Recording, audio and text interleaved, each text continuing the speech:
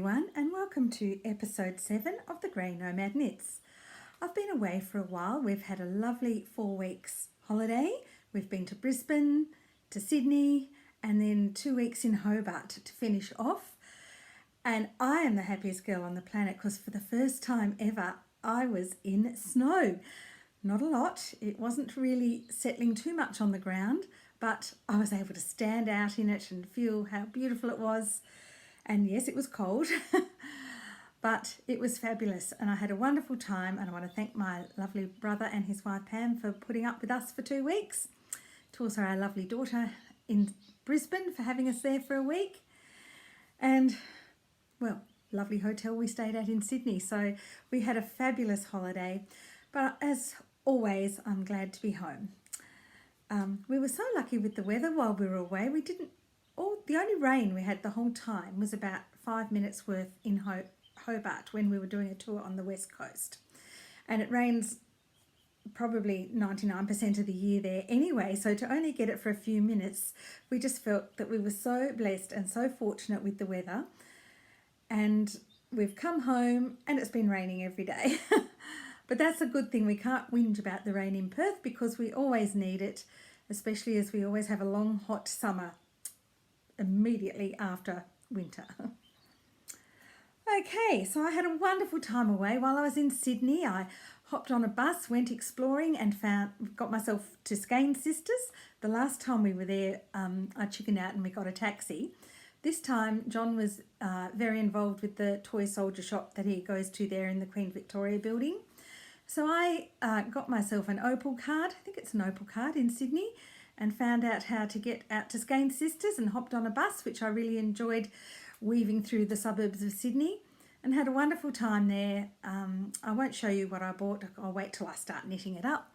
But bought some lovely wool and a few accessories. I got myself a chart keeper for all those complicated Fair Isle patterns that I like to do. And I've been using it the last few nights in my lace knitting, and it's made a huge difference being able to have it propped up on a chart and, you know, not just lying, needing a magnifying glass almost to see it. So that was a really good purchase.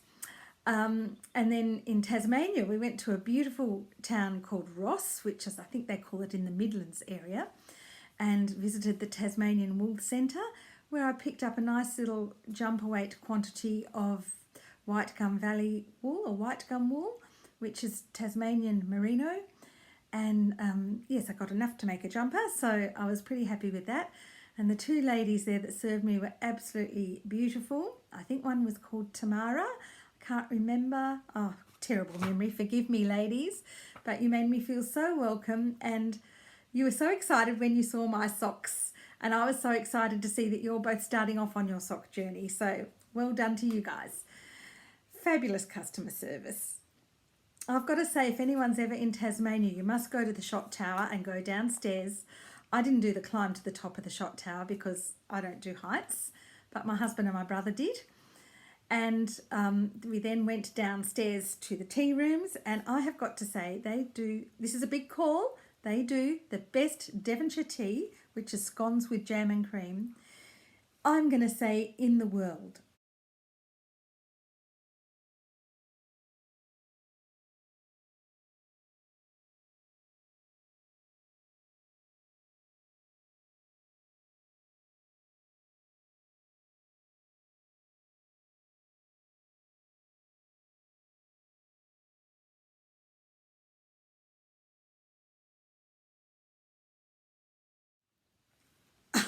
Well, definitely the best that I have ever had.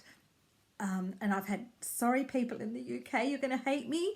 I've had a lot in the UK that were nice, but oh my goodness, these scones are baked fresh as you order them. They come out, they're ginormous, and beautiful fresh cream and freshly made jams. Fire was going. Just the whole atmosphere of the place was just beautiful. If you haven't been to Tasmania, you must go. It is the most hidden gem of Australia that you can imagine. It is just beautiful.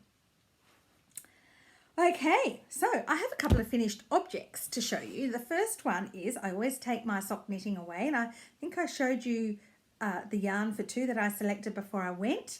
One of them is only half done, so I'm not going to show you that today because we were out a lot, so I didn't get a lot of time to do knitting. But I did get these ones done. I started these on the plane, and I have worn them and they haven't been washed yet. And I don't have sock blockers, so I'm going to do a puppet thing on my arm. These are the Hazelnut, let me check my notes, the Hazelnut socks from Curious Handmade. They were part of one of her sock clubs by Helen Stewart, and she's a genius. And look at these. So you have this lovely panel going down the side, which is like well, it is a cable, but it's only a one stitch cable, so I didn't need to use a cable needle. I just love them. And that's the other side. I got the heel flap right this time. I do like a heel flap and gusset, and I did one modification. I used the nice, I think it's called an umbrella toe that I got from Kay Jones from the Bakery Bears. Find that I really like that toe. It fits my foot really nicely, and you only have like 4 stitches at the end to Kitchener, which is always a bonus. This yarn is Ridgy yarn from my favourite Dingo Dye Works. And I think the colourway was called the Rot Nest colourway, which she probably doesn't do anymore. But I had it in my stash, so I'm really happy with those. And of course the other one, when it goes on, the lace panel is down the other side. I'll see if I can put it on my other hand. Just a minute. Here we go. So you can see how beautiful they are. I absolutely love them. Oh, they could make mittens. Oh, I have to cut a thumb hole in them. So that's one finished object. The next one, and I'm going to try and get a decent photo to put on here, but it's really hard to photograph because it's so big. You can just see it peeking here behind me. I finally finished my Sweet Pea blanket, which is a free pattern from Lucy at Addict 24. And I love her patterns because I'm quite a newbie at crochet, and so what you do is you learn it in the first 2 rows, although I made a swatch first to practice the stitch pattern, which is called a trellis pattern, and to make sure I wasn't too far off gauge because I didn't want to run out of yarn. The yarn I bought as a kit from Wool Warehouse. They have fabulous service, people. If you haven't bought from them, they're in the UK. I live in Australia. From the time I hit order and pay, I'd guarantee it's only about 10 days and it's at my door. It might be a bit longer if it's holiday season when they're, you know, a lot of public holidays and things. And it's sometimes a little bit later when Lucy's just put out a new pattern because her kits sell like hotcakes. So this is it. You can see this lovely border. I stuffed it up a little bit because, as I said, I'm not that great at crochet. And I'm okay going along, and then you get to the end or get to a corner and it's like, oh my God, what do I do? And I think I totally did it wrong, but it doesn't matter because it turned out okay. I kept finding I had extra stitches, and I think now reading back through Lucy's notes, you don't put in extra stitches. It sort of bunches up a bit and then you block it out. But you know what? I don't care. I'm really happy with it. I'm just going to show you bits of it. There's lots of different versions you can do of this. Actually, there's 3, I think. There's the random one, there's a colour repeat one, and the colour wash, which is what I did. So you start with the green, which is the leaves, and that gradually works its way into the colours of the flowers. So, and I've got quite a few scraps of this left, so I thought I might order a bit more and try and increase my crochet skills and do the Phoenix blanket, which is by Hooked on Sunshine. I've downloaded all the parts to the pattern. It was a crochet along, but I didn't participate in that. But I have downloaded all the patterns because I think within a week or 2 you're going to have to pay for it. If you did it straight away, you got it for free.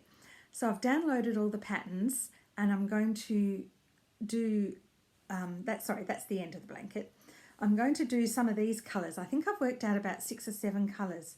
Some of these colours that blend really nicely into each other so that it's almost like a fade. and I think that's going to work really well. So it will be similar tones to these. It won't have the greens in it, but it will have all these lovely lilacs and creams and pinks, possibly progressing to some of these darker colours. So that's something else that I'm looking forward to doing. But in the meantime, here it is in all its glory. Of course, you won't be able to see that very well. And actually, in fact, it actually goes up this way. So when we redecorate our spare room, since our daughter's moved out of home, we have this room I'm in now and a spare room, which we're going to redecorate later this year because my daughter's coming home for Christmas, and my lovely brother and his wife from Hobart are hoping to come over next year.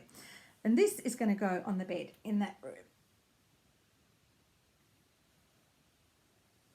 So I'll try and take a photo of it before I post this video.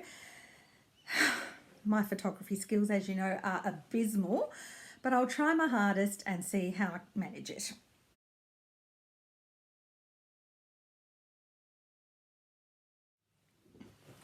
So that's all of my finished objects. As you know, I'm a slow knitter and even slower crocheter. So that's why I don't podcast as often as some people do, because I'd have nothing to show you. But I do have, oh, one other thing I wanted to tell you was I finished the Minnie Mouse dress for my daughter's best friend. So when we were in Brisbane, she very kindly invited us out to their place for afternoon tea. And I took the dress and her little girl loved it so much. She put it on straight away and still had it on when we left. And I've asked this lovely lady's permission to put her daughter's photograph on here, and she said yes. So I'm going to do that now.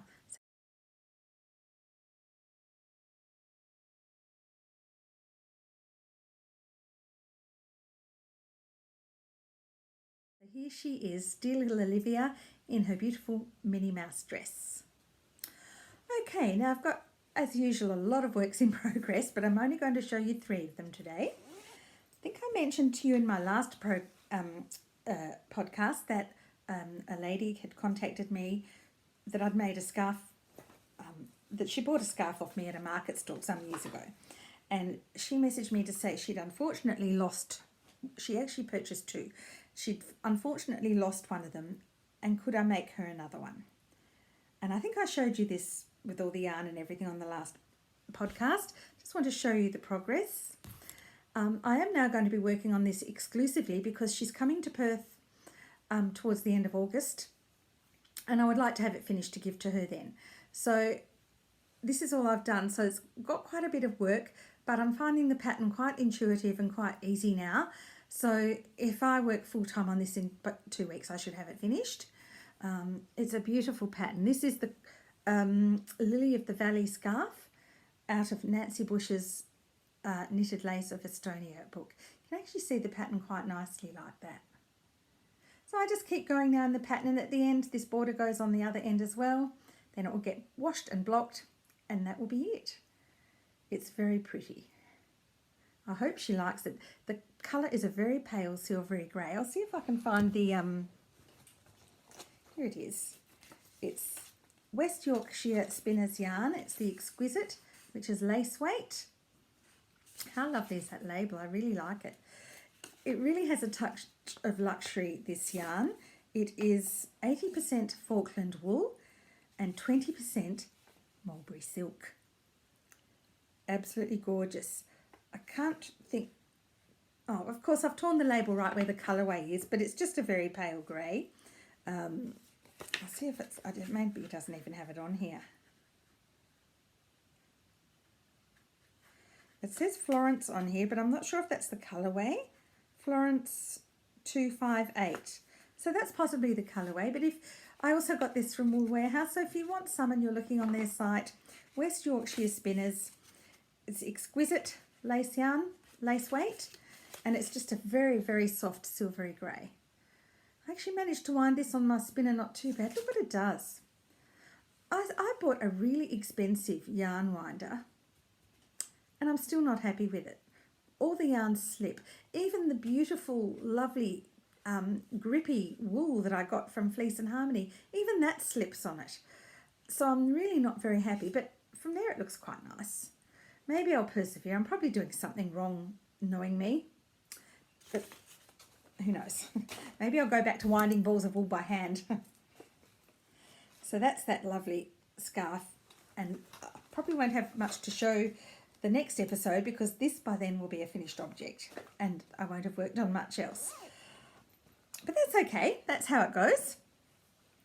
While we're on the subject of lace, I want to show you the progress on my Queen Silvia wrap, which is from the same book. In fact, I'm just going to get the book and show you. Knitted Lace of Estonia by Nancy Bush. I love this book. I've had it for a long time now.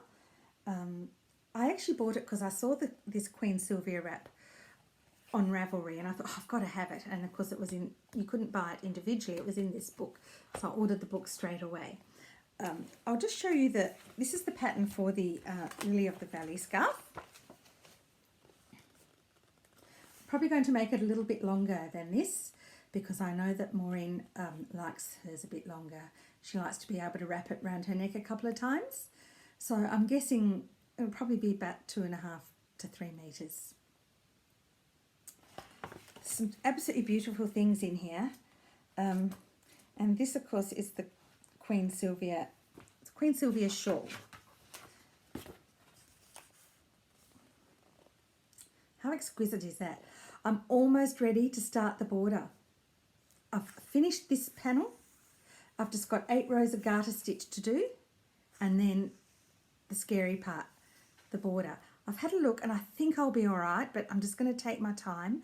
When I start it, the first round or two, I'm going to do it during the day when I've got good light and probably when hubby's not home because I'll need to have all my wits about me and really concentrate. So I won't be able to afford any senior moments while I'm doing this. It's beautiful. Some really lovely things in this book.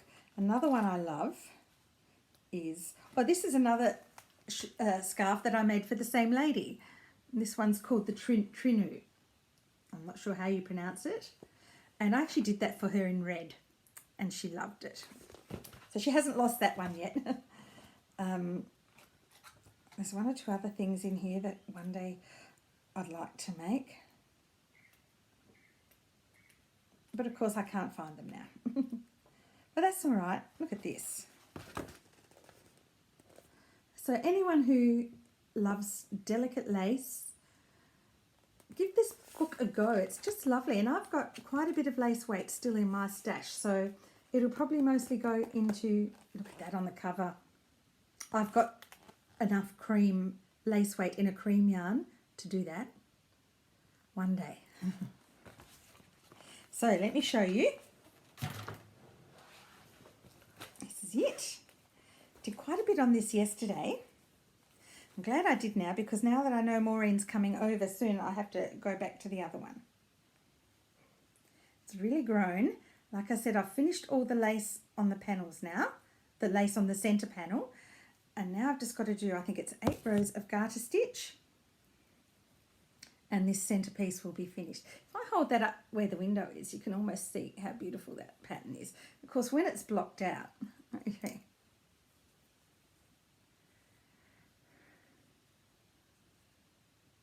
You see that? So lovely. So, although it doesn't actually look all that long or wide at the moment, by the time I put the border on, which will be another 2 inches or so all around, and then it gets blocked and I'll give it a good stretch. I don't normally block things aggressively, but with this sort of lace you really have to. I'm not sure if I'm going to keep it yet or if it's going to be a gift. I'll have a think about it. It might just sit over the back of my chair for a little while. This yarn is from a shop in Sydney. There's also one in Melbourne called Morris & Sons. And so far, I'm still on my first ball. This is what I've got left.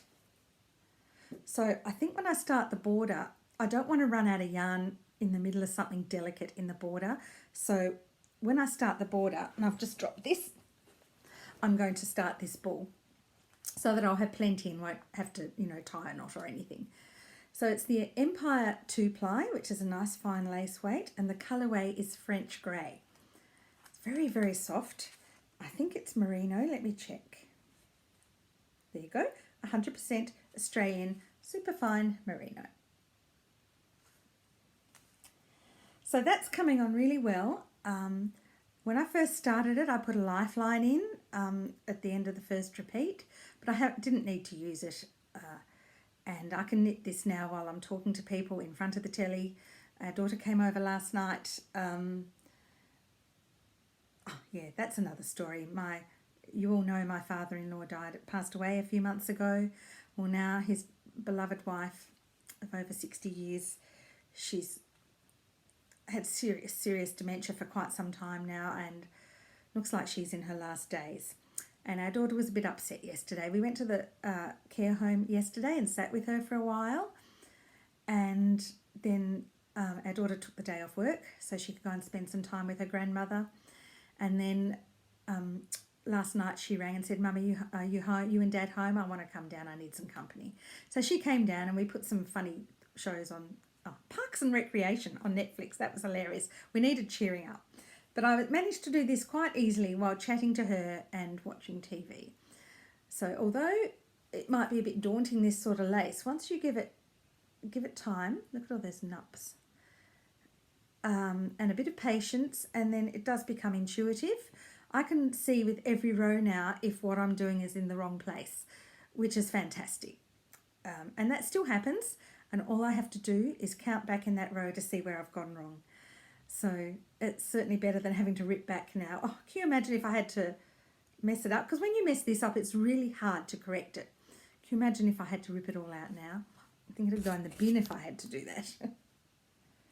I'm using my KA knitting needles for this. These are bamboo, and I get these from Anne at the lovely One More Row. I'll put a link here on the screen. And these are a size 3.25. These needles are an absolute joy to work with. I don't use straight needles a lot these days, but for this sort of thing, these are perfect. So I'm very happy with those. The last finish object I want to show you today is my Harvest cardigan, which is a free pattern from Tin Can Knits. Now, I can't remember in my last episode if my yarn from Fleece and Harmony had arrived. But in case it hadn't, it didn't take very long. Now, you can't really see that colour terribly well in this light. But it's just, they describe it like the forest floor, and it is exactly like that. It's all the autumn colours. There's greens, oranges, but they're all subtle. And it's knitting up beautifully. So this is a cardigan, and this is what I've done so far. The construction is very similar to my Softly carton by Hanna Majewska. So this is the back. So this lovely piece will wrap around the neck. So this is the back. Look at all those colours in there. And I'm really enjoying just the stocking stitch. Sometimes it's nice just to let the yarn shine. Absolutely beautiful. It's doesn't say on the label what yarn, what type of sheep it's from, but no, it just says 100% wool. I think it tells you on their website which yarns are used in which bases. So this is the back, and that's where the raglan's starting for the sleeves. There's another one here. And then of course it's going to come down over the front. Now once I get past you know, where you separate for the sleeves and it becomes knitting, so once I get under the armholes, I'm going to start alternating scales, because although I think they were all dyed at the same time, there is a bit of difference between some of them. So just to be on the safe side, I'm going to do that. And I've started doing that new helical, is it called, method of alternating skeins. But you can't really do this because it's not knit in the round. It's all knit on one needle. KA needles again. How lovely are they? So what I'm going to do is I'm going to carry the skeins up the inside of this sort of faux seam where the band joins onto the body. So it'll be happening up along here. So hopefully you won't notice it and won't see it. I love this so much, and it's remarkably soft and warm and cuddly. It smells beautiful, and it's something I'm really looking forward to being able to wear next winter. The pattern, like I said, is a free pattern from Tin Can Knits.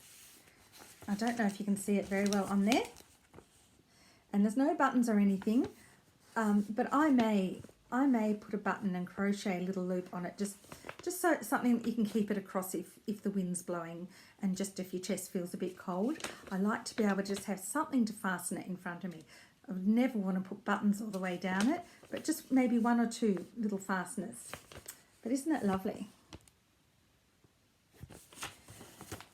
So that's all my finished objects. I haven't got a lot more to talk about today. We're just busy at the moment with visits up to the care home, and we're hopefully planning to get away in our caravan for a couple of days at the end of the month. We've got our new van now, but we haven't had time to take it away yet because it was delivered to us just before we went on our trip. So we're planning a weekend away with my lovely sister and her husband, because they've also picked up a new van at the end of the month. So it's all going to depend on how lovely Mary goes and what state of health she's in by then. But realistically, unfortunately, we don't think she's going to be with us for that long.